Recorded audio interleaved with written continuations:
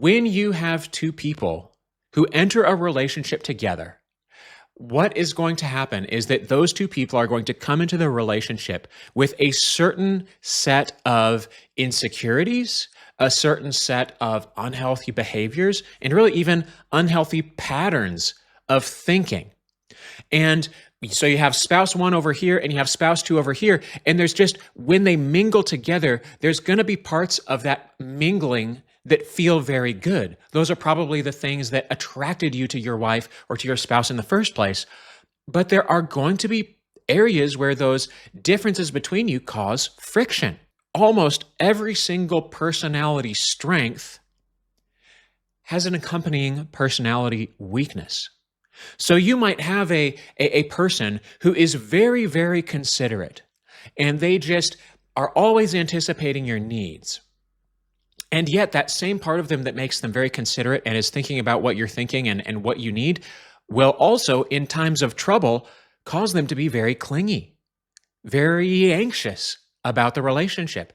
And they'll need that extra reassurance that other people might not need. On the flip side, you might be, attracted to somebody because they are very independent. They're very strong. They don't need anything. They have this sort of inner resilience that just is attractive to you.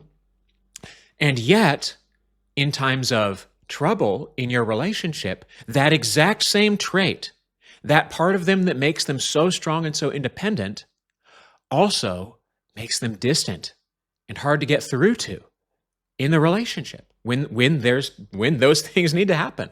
In a relationship, there are going to be, you and your wife both have personality strengths, but you also have accompanying flaws. And those things aren't going to be removed. You might be asking, okay, well, Stephen, gosh, sure sounds like you're telling me I just need to sort of suck it up, buttercup, and deal with my crappy marriage. Well, no, I'm not saying that your marriage should always be hard. In fact, I promise, that even a marriage that has been hard for a very long time can get better.